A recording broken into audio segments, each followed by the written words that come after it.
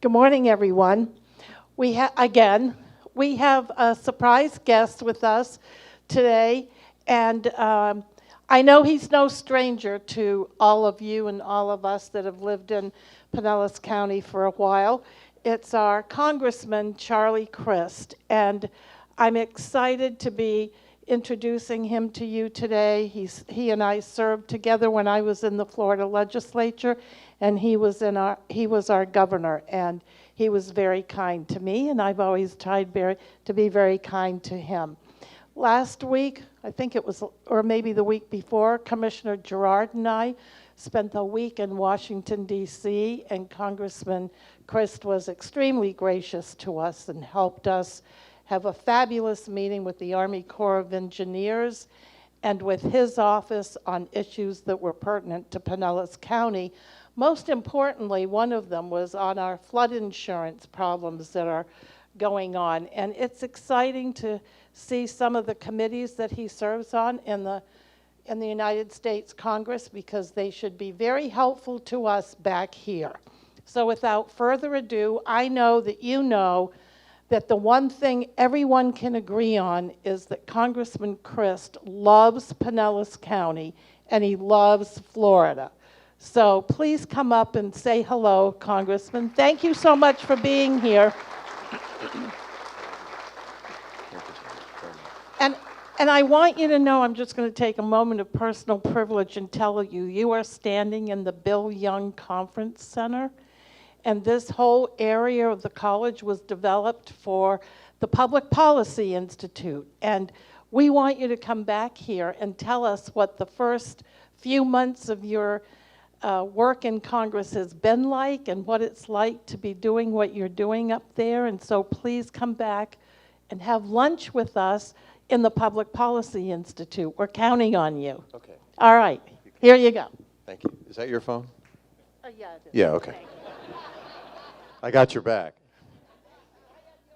I know you do. Well, first, Janet, I want to thank you very much for your kind words and your friendship. We've known each other for a very long time, and you're here with a bunch of commissioners, so this is an important deal. Are we allowed to talk to each other while you're here? Yeah, it's okay.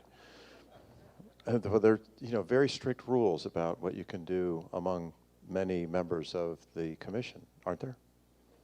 So we will not violate them today. It's a public meeting, so we're in good shape. And it was noticed, I'm sure, and all that. Thank you for having me, first and foremost. I am honored to be here, and it is a privilege to serve you.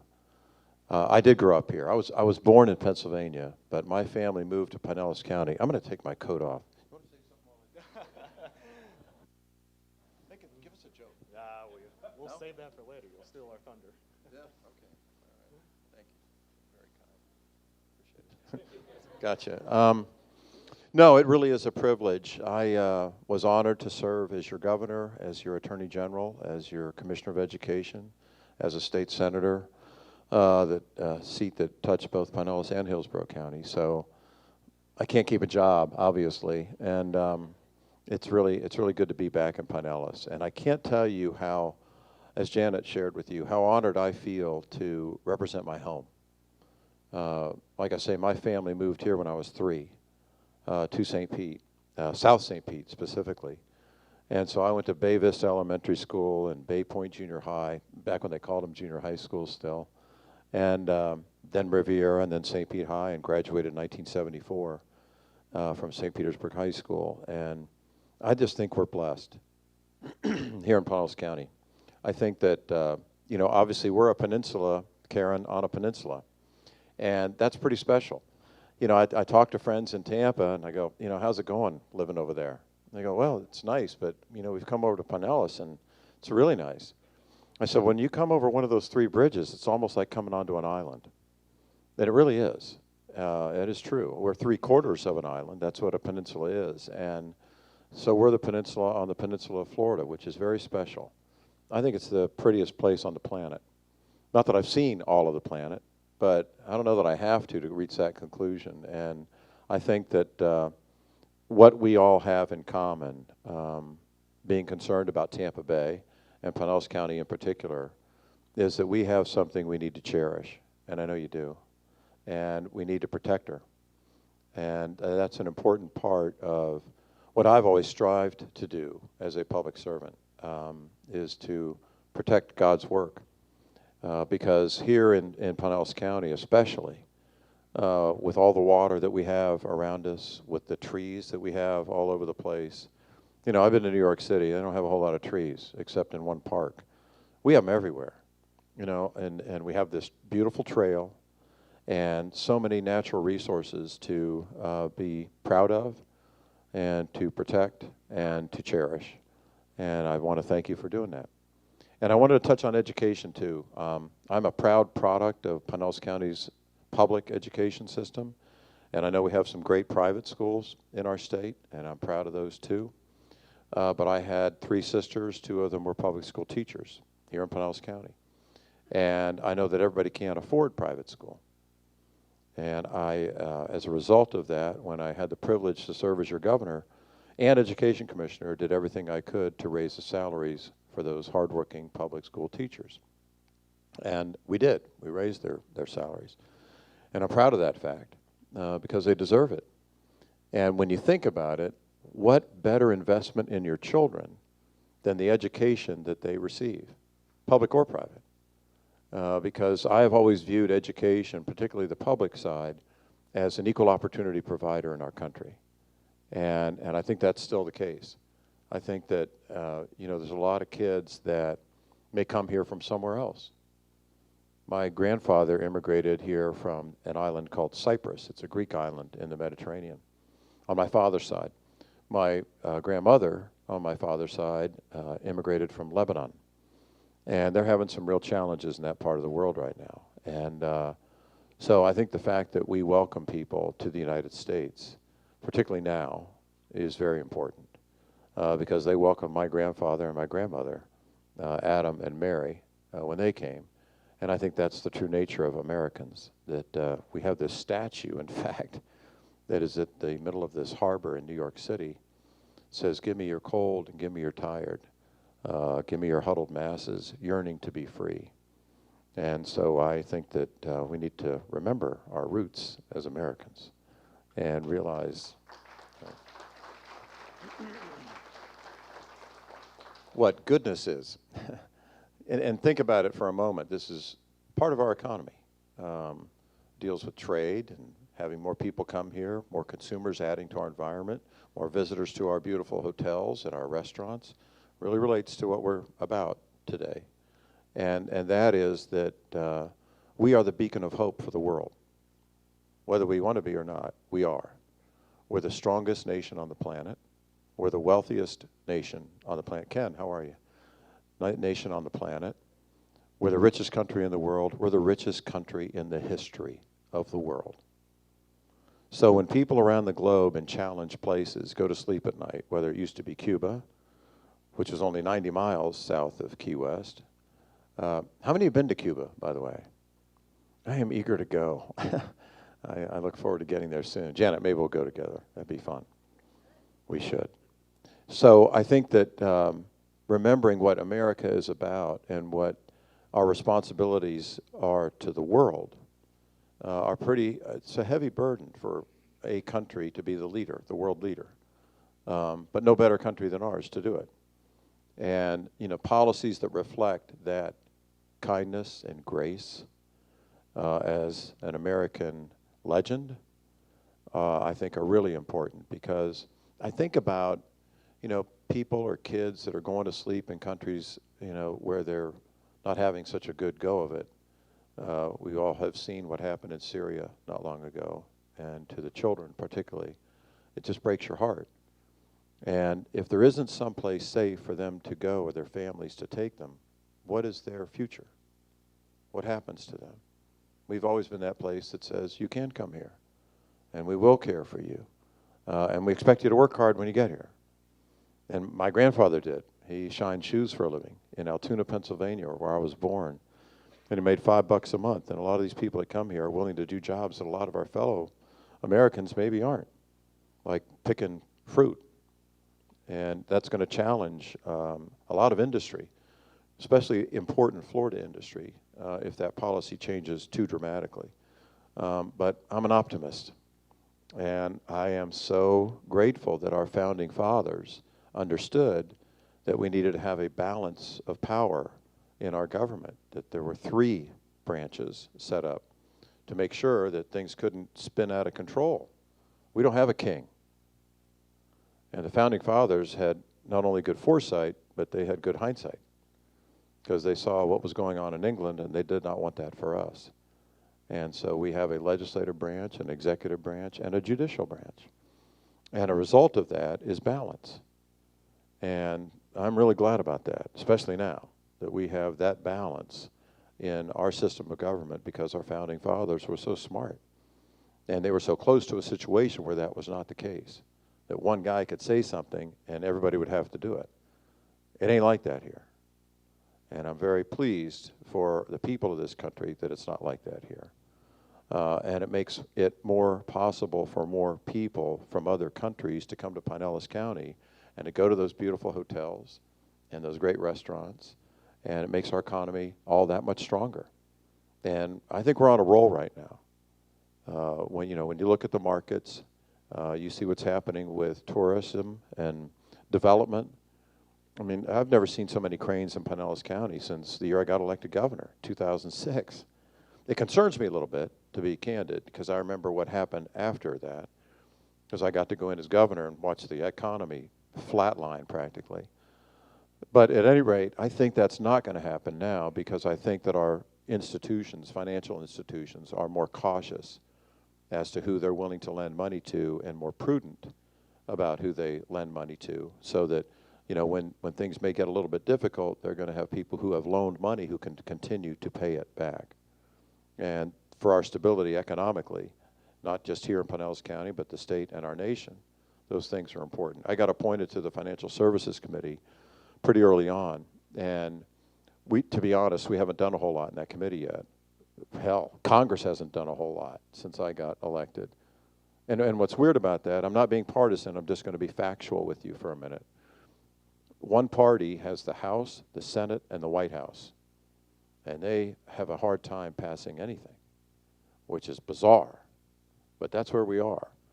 And so I think that, as Americans and as Floridians, the importance of participating in democracy has never been made more clear.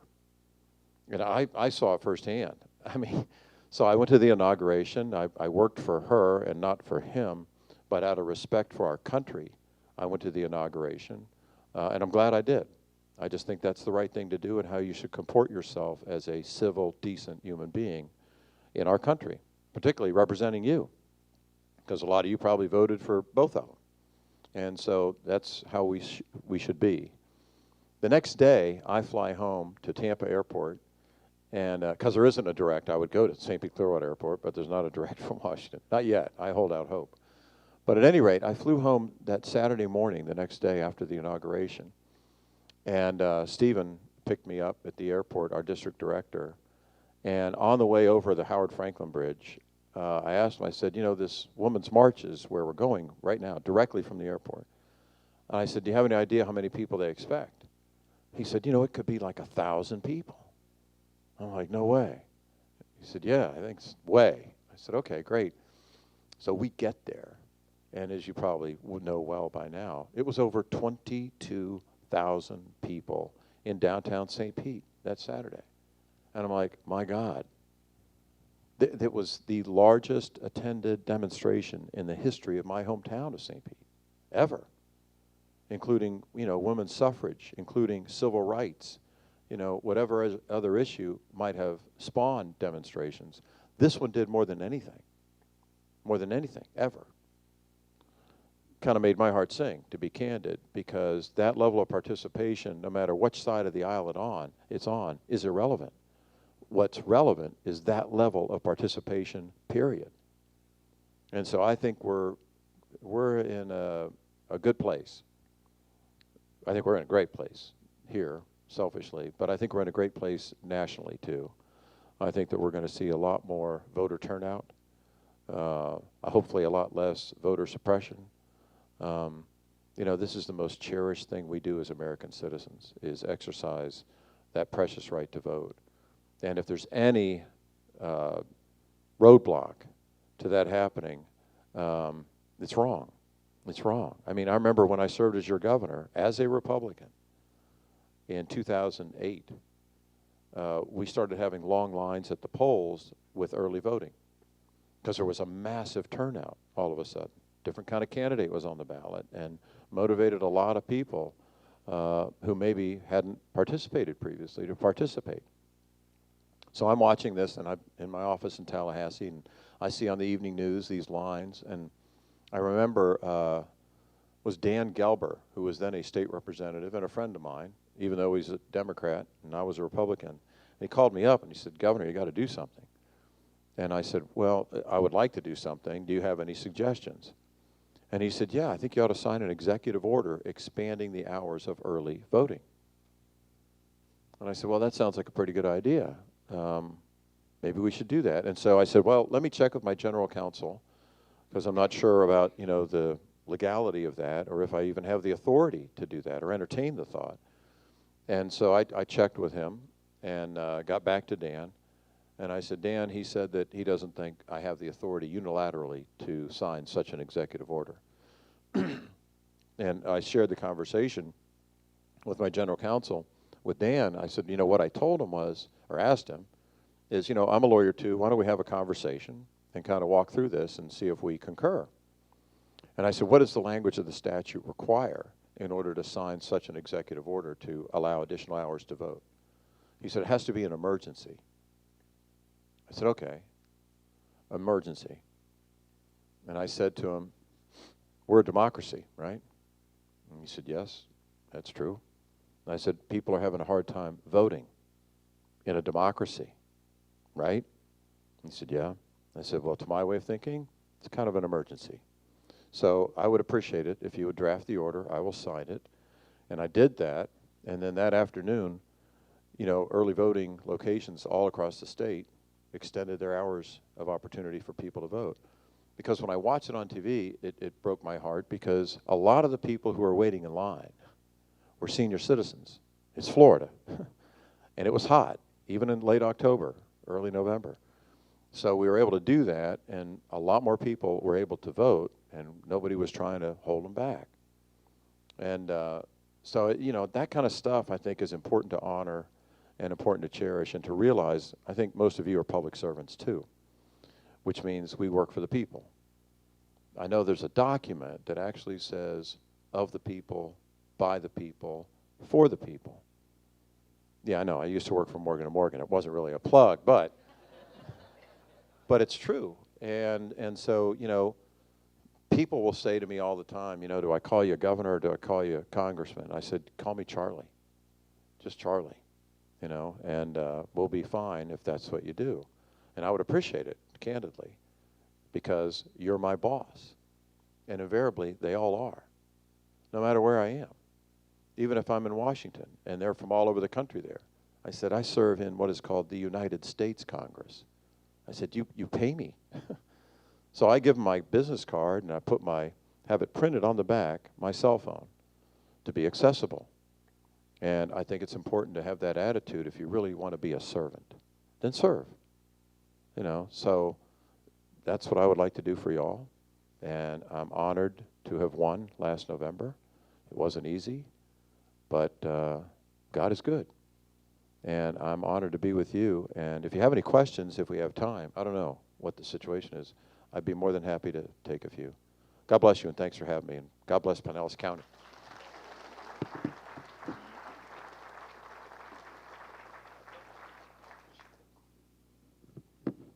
We're so honored to have you here, and we are going to break for lunch right now, and I'm sure folks may come up and ask you individually some questions in their own lives. We want to have a hard start again at 12:30. Feel free to be continuing to eat your lunch while the next presentation goes on. We realize we're short of time, but please be back in your seats at 12:30 for the next segment. Thank you.